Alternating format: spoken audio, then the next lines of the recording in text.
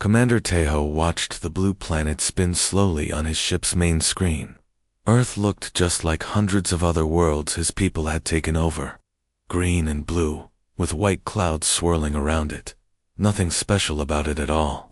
"Sir, we have finished checking the planet," said Lieutenant Jamin, looking up from his control panel. "Just like our spies told us, the humans are weak. They have old weapons and no spaceships to protect them. About 7 billion people live down there." Tejo smiled. This would be easy. The Zephyrian Empire had conquered so many worlds that he had lost count. Every time was the same. First, they would bomb the planet from space to scare the people. Then they would send soldiers down to take control.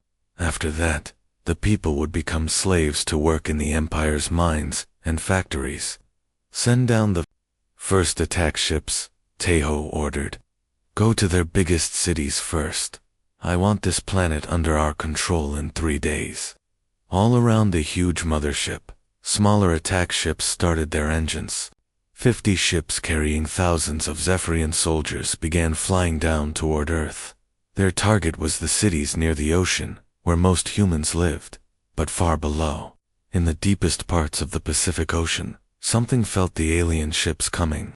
In the darkness of the ocean floor, where no light had ever reached, ancient eyes opened for the first time in thousands of years. The creature had been sleeping, but now it sensed something new in the water above, something that did not belong. The Zephyrian ships landed near Tokyo Bay just as the sun was setting. Captain Dongwook led his squad of 20 soldiers out of their ship. They wore thick armor that could stop bullets and carried plasma guns that could melt through metal. The human soldiers who tried to fight them were no match for their advanced weapons. "This is too easy," Dongwook said to his men as they marched through the streets. "These humans are even weaker than we thought. We will be done here by morning." His soldiers laughed and continued forward. Behind them, their ship sat on the beach, its blue lights flashing in the growing darkness. Everything was going according to plan. But as the night grew darker, strange things began to happen. The ocean, which had been calm when they landed, started to move.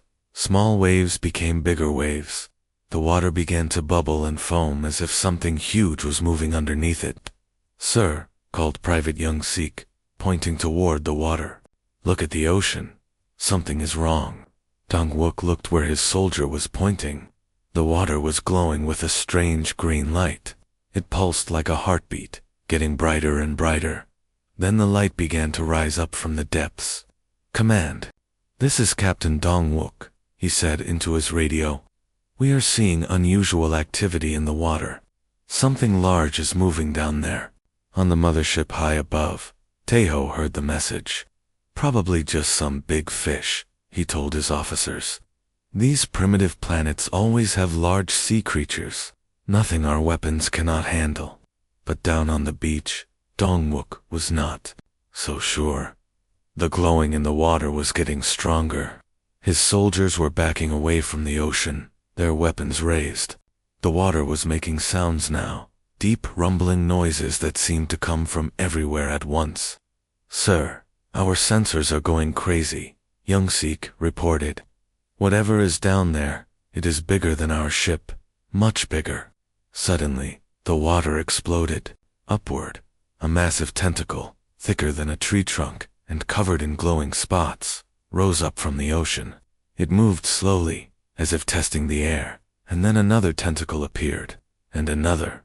The Zephyrian soldiers opened fire, their plasma weapons shooting bright beams of energy at the creature. But the beams just bounced off its thick skin like raindrops. The tentacles moved toward the beach, and the soldiers could see that each one was longer than their entire ship. "Fall back to the ship," Dongwook shouted. "Everyone to the ship now." But, as his men ran toward their landing craft, more tentacles erupted from the water. The creature was rising up from the depths, and they could see that the tentacles were just the beginning. Something huge and ancient was coming up from the bottom of the ocean. The first tentacle reached the beach and swept across the sand. 3 soldiers disappeared, grabbed by the massive appendage, and pulled into the water before they could even scream. The other tentacles followed, reaching across the beach like giant fingers, searching for prey. "Command, we need help," Dong yelled into his radio. "We are under attack by some kind of sea monster. It is huge. Our weapons are not working." But before he could say more, a tentacle wrapped around his waist and lifted him into the air. He looked down and saw his men running in all directions, trying to escape the creature that was pulling itself onto the beach. The last thing he saw, before he was pulled into the dark water, was a massive eye, bigger than his ship, staring at him with ancient intelligence. The radio went silent. On the mothership, Tejo stared at the communication panel with growing worry. This was not supposed to happen. In the deep Pacific Ocean, the creature that had taken Captain Dongwook and his men was not alone. The alien ships had woken up things that had been sleeping on the ocean floor for thousands of years. These were not simple sea animals like whales or sharks. These were the old rulers of Earth's waters, and they were very angry. Commander Tejo watched his ship's sensors with growing fear. "How many of them are there?" he asked Lieutenant Jamin. "Sir, we are counting at least 12 massive creatures, rising from different parts of the ocean. They are all heading toward our landing ships." On the screen, Tejo could see the dark shapes moving through the water. Each one was bigger than his largest warship. They moved with purpose, like they knew exactly what they were doing. This was not random animal behavior. This was a coordinated attack. Meanwhile, on the other side of the world, Sergeant Hyanwu was having his own problems. His squad had landed in the Amazon rainforest to hunt down humans who had run away from the cities. It should have been a simple mission: find the humans, capture them, and bring them back to the ships. But the forest was wrong. Everything about it felt wrong. "Sir, the trees are moving," whispered Private Young Sik, pointing at the thick jungle around them. "I swear they are watching us." Hyan Wu looked around. The trees did seem to be moving, but there was no wind. The leaves rustled and branches swayed as if something was passing through them. But when he looked directly at any spot, everything was still. "Keep moving," he told his men. "It is just the wind." But he knew it was not wind. His armor's sensors were picking up movement everywhere, but when he looked, there was nothing there. It was like the entire forest was alive and hunting them. The squad moved deeper into the jungle, following the heat signatures of the humans who had run away. But the signatures kept disappearing and reappearing in different places. It was like the humans were moving through the trees themselves. "Contact ahead," called Private Minho from the front of the group. "I see something." The squad raised their weapons and moved forward carefully. Through the thick plants, they could see a small clearing. In the middle of it stood a man, but something was wrong with him. He was too tall, too thin, and his eyes glowed yellow in the darkness. "Human, you will come with us," Hyan Wu called out in the local language. "Do not resist, and you will not be hurt." The man smiled, showing teeth that were too long and too sharp. "I am not the one who should be afraid," he said in perfect Zephyr language, which should have been impossible. Before Hyan Wu could respond, the man changed. His body stretched and twisted, growing fur and claws. His face became the face of a wolf, but he still stood on two legs like a man. The other soldiers opened fire, but the creature was already moving. It jumped from tree to tree, moving faster than their eyes could follow. Other shapes began moving in the shadows around them. The squad found themselves surrounded by creatures that were part man and part wolf, all with glowing yellow eyes. "Fall back," Hyan Wu shouted, but it was too late. The creatures attacked from all sides, moving through the trees like they were flying. These were not simple animals. They worked together, using tactics and strategy like trained soldiers. Back in the ocean, the sea monsters had reached the Zephyrian ships. The first creature to surface was bigger than anything in their databases. It had tentacles like the one that had taken Dongwook, but it also had massive jaws filled with teeth the size of swords. The creature wrapped its tentacles around a Zephyrian warship and began to squeeze. The ship's metal hull started to bend and crack under the pressure. The aliens inside screamed as their ship was crushed like a tin can. "Fire all weapons," Tejo ordered. "Kill that thing." The mothership's biggest guns fired energy beams at the creature, but they just bounced off its thick skin. The creature looked up at the ship in space and made a sound that was felt rather than heard. It was a challenge, a declaration of war. More creatures began to surface. Each one was different, but all of them were huge and ancient. They had been sleeping in the deepest parts of the ocean, waiting for something to wake them up. The alien invasion was that something. In the Amazon, Haiyan-Wu's squad was being hunted by creatures that should not exist.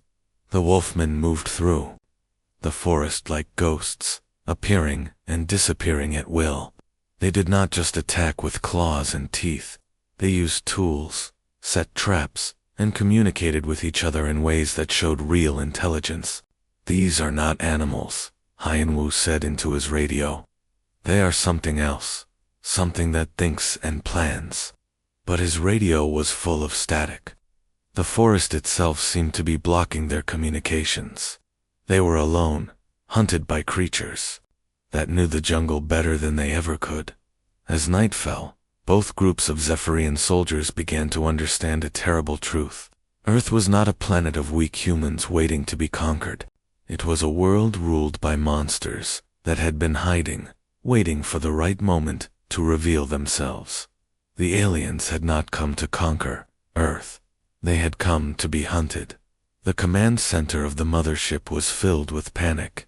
Red lights flashed on every screen, and alarm sounds echoed through the metal corridors. Lieutenant So-Young sat at her station, reading report after report of missing soldiers and destroyed ships. "Commander Tejo," she called out, her voice shaking. "We have lost more than half of our ground forces. The ones who are still alive are reporting things that cannot be real." Tejo walked over to her station and looked at the reports on her screen. His face grew pale as he read. "Dragons, vampires. What kind of joke is this?" "Sir, these reports are coming from our best soldiers," So-Young replied. "They are not joking. Look at this video from the mountain unit." She played a recording from a soldier's helmet camera. The screen showed a creature with huge wings flying around a mountain peak. Its body was covered in copper-colored scales that shined in the moonlight. When it opened its mouth, fire came out, melting the snow on the mountain. "This has to be some kind of human weapon," Tejo said, but his voice was not confident. "They must have created these creatures in their laboratories." Captain Bioram, who was listening to human radio signals, looked up from his equipment. "Sir, I do not think so. I am hearing the human military talking to each other. They are just as scared as we are. They keep using words like impossible and legends coming to life. They did not know these creatures existed." Tejo felt a cold fear growing in his stomach. If the humans did not create these monsters, then where did they come from? In the Swiss Alps, Private Minho crouched inside a concrete bunker with the last 12 members of his battalion. They had been a force of 200 soldiers when they landed 3 days ago. Now they were hiding in an old human military base, listening to the sound of something huge flying around outside. "It has been circling us for hours," whispered Sergeant Tejo. "What does it want?" Minho looked through the small window of the bunker. The dragon was massive, bigger than their transport ship. Its wings were so large, they blocked out the stars when it flew overhead. But what scared him most were its eyes. They were not the eyes of a simple animal. They were intelligent, like the eyes of a person who was thinking and planning. "I think it is studying us," Minho said quietly. "It knows we are in here, but it is not attacking. It is watching us." The dragon landed on the mountain peak above them. The ground shook from its weight. Then it lowered its huge head and looked directly at the bunker.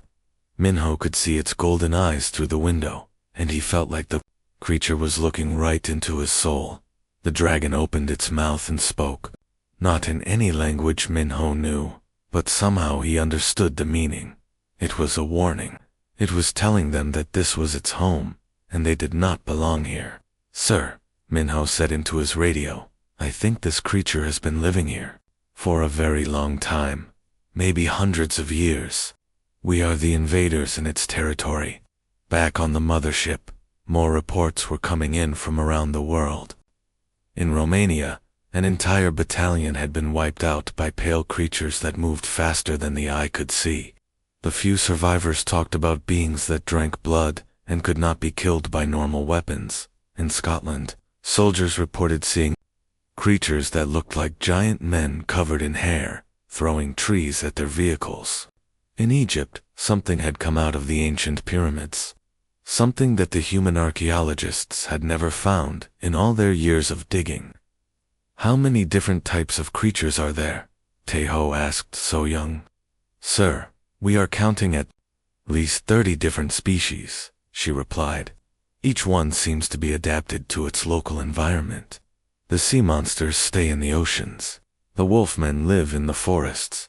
The dragons live in the mountains. It is like they have divided the planet among themselves." Captain Bjorn looked up from his radio equipment again. "Sir, I am picking up something strange. The human governments are holding emergency meetings. They are talking about old agreements and ancient treaties. It sounds like some humans knew about these creatures." Taeho felt his heart sink. "What kind of agreements?" "I am not sure, sir, but they keep mentioning something about protection and territory, like the creatures and humans have been living together for a long time." On the mountain, the dragon stood up and spread its wings. It looked at the bunker one more time, then let out a roar that shook the entire mountain. The sound was so loud that avalanches started on the other peaks. Minho and his men covered their ears, but they could still feel the power of the creature's voice in their bones. When the roar ended, the dragon took off into the night sky, but Minho knew it would be back. This was its home, and it would defend it against any invaders. As reports continued to flood in from around the world, Taeho began to understand a terrible truth. Earth was not a planet of weak humans waiting to be conquered. It was a world protected by ancient guardians, creatures that had been hiding and waiting for thousands of years. The Zephyrian Empire had not invaded a primitive world. They had walked into a trap set by the oldest and most powerful beings on Earth. Major Jinwoo stepped carefully through the destroyed command center in London. His boots crunched on broken glass and twisted metal. The smell in the air was wrong, old and musty, like something that had been buried for a long time. 3 days ago, this building had been full of Zephyrian soldiers. Now, it was empty, except for their armor, scattered across the floor like empty shells. "Sir, you need to see this," called Corporal Yoonji from the other side of the room. She was standing next to a computer that was still working, its screen flickering with recorded images. Jinwoo walked over and looked at the screen. "What is—" "It's security cameras, sir. They recorded what happened here." Yoonji's voice was quiet, almost a whisper. "You are not going to believe this." She pressed a button, and the recording began to play. At first, Jinwoo could see his fellow soldiers at their posts, watching the doors and windows. Everything looked normal. Then the lights began to flicker. "There," Yoonji pointed at the screen. "Watch the shadows." Jinwoo looked closely. The shadows on the wall were moving, but not like normal shadows. They were moving on their own, getting longer and darker. Then he saw them pale figures moving through the room like smoke. The creatures were tall and thin, with skin as white as paper. They moved so fast that the camera could barely see them, but when they stopped, Jinwoo could see their faces. They looked like humans, but their eyes were red and their teeth were long and sharp. "Vampires," he whispered. "They are real." On the screen, the pale creatures attacked the Zephyrian soldiers, but this was not a wild animal attack. The vampires moved with purpose, working together like a trained army. They knew exactly where each soldier was and how to avoid their weapons. The soldiers fired their plasma guns, but the vampires were too fast. They moved between the energy beams like dancers, never staying in one place long enough to be hit. One by one, the soldiers fell, but the worst part came at the end of the recording. The last vampire, who seemed to be their leader, walked slowly toward the security camera. It looked directly into the lens, and Jinwoo felt his blood turn cold. The vampire's eyes were ancient, older than anything Jinwoo had ever seen. They held the wisdom of centuries, the knowledge of someone who had lived through the rise and fall of empires. The creature smiled, showing its razor-sharp fangs, and Jinwoo realized this was not just an attack, it was a message. The vampire was telling them that they were not welcome here. "Sir," Yoonji said, her voice shaking, "there are reports coming in from all over the world. The same thing is happening everywhere." Jinwoo looked at his communication device. Messages were flooding in from every Zephyrian unit still alive. In Paris, shapeshifters had taken the forms of Zephyrian officers and were giving false orders, sending troops into traps. In Tokyo, spirits from old temples were possessing their soldiers, making them turn their weapons on each other in the Amazon. The wolfmen had organized into hunting packs and were tracking down every alien in the jungle.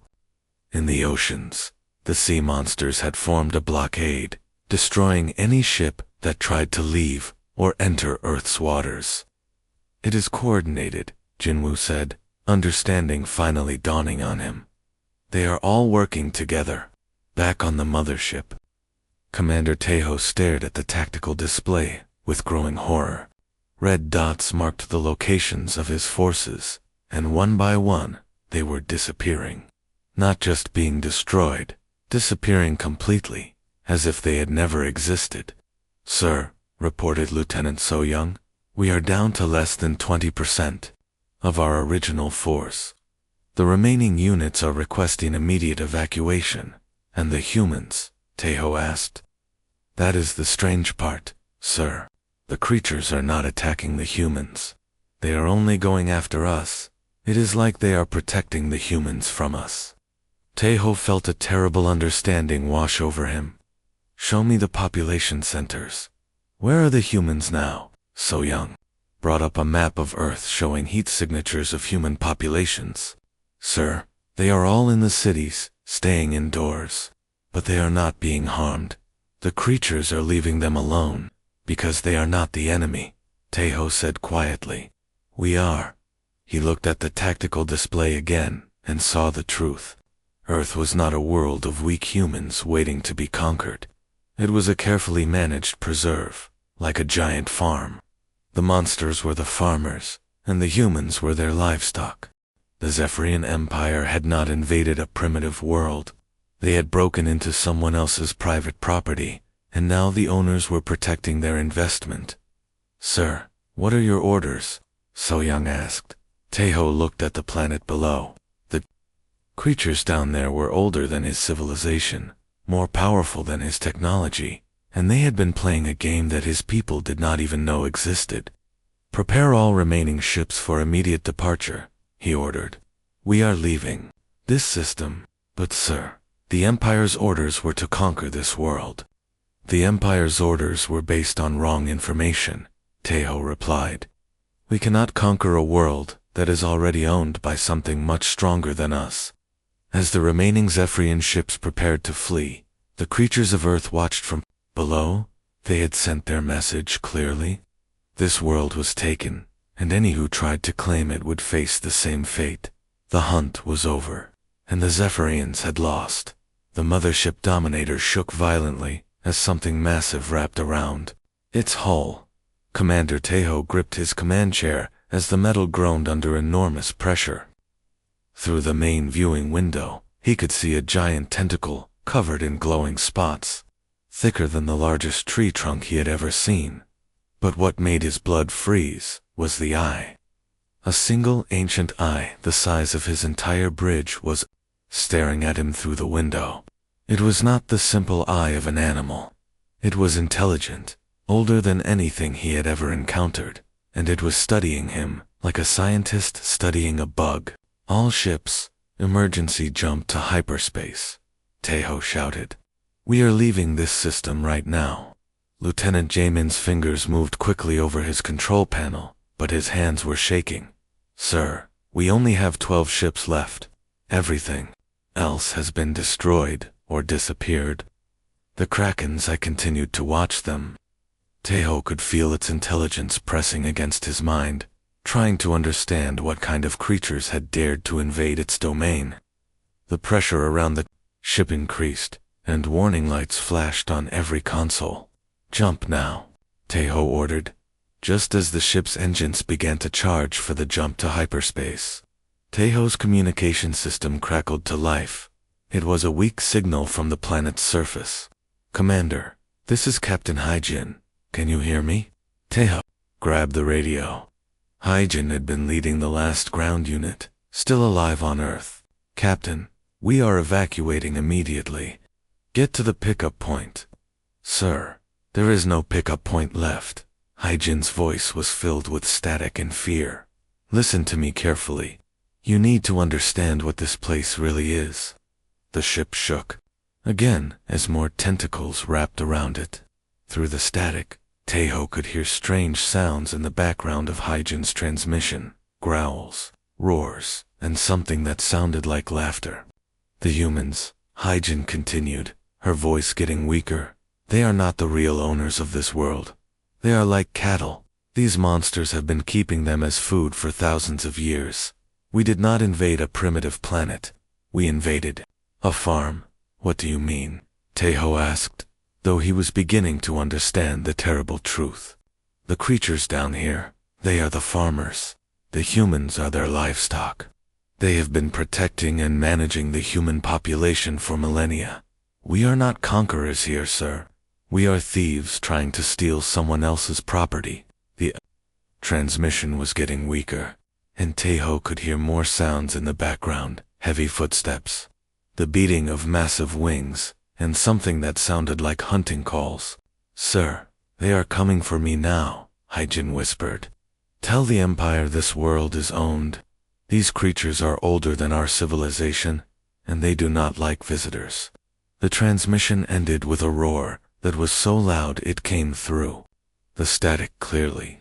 Then there was only silence. The Dominator finally broke free from the Kraken's grip and jumped into hyperspace. As they traveled through the swirling lights of faster-than-light travel, Tejo sat in his command chair, thinking about what Hyjin had told him. Sir, called Lieutenant Soyoung from her station, I am detecting something strange. Our sensors are picking up energy signatures similar to the ones we found on Earth. Where? Tejo asked. Everywhere, sir. Dozens of star systems throughout the galaxy. The same type of energy readings we detected from those creatures. Tejo looked at the star map on his screen. Red dots marked all the systems, with the strange energy signatures. There were so many of them, scattered across the entire galaxy. How many worlds are we talking about? At least 50, sir, maybe more. All of them are worlds that the Empire has marked as off-limits for various reasons. We always thought they were just too dangerous or not worth conquering. Tejo felt a chill run down his spine. Show me our expansion routes. All the paths the Empire has taken to conquer new worlds. Soyoung brought up another map, this one showing the Zephyrian Empire's growth over the centuries. The green lines showed their expansion paths, carefully planned routes that had led them to hundreds of conquered worlds. But when Tejo looked at both maps together, he saw the truth. The Empire's expansion routes had carefully avoided all the worlds with the strange energy signatures. They had been guided away from those systems, led only to worlds that were truly unprotected. We have been herded, Tejo said quietly, like animals being led to pasture. Those creatures, they have been controlling our expansion for centuries. They let us conquer only the worlds they did not care about. Months later, the arrived at the Empire's home world. Tejo presented his report to the High Command, telling them everything that had happened at Earth.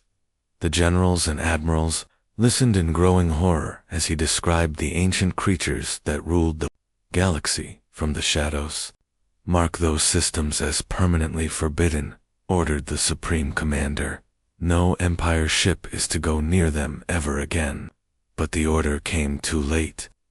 In the depths of space, things that had been sleeping for millions of years began to wake up. The Zephyrian Empire had made a mistake. They had disturbed the ancient guardians. And now those guardians were no longer content to simply protect their own worlds. The hunt was about to begin. And this time, the Zephyrians would be the prey.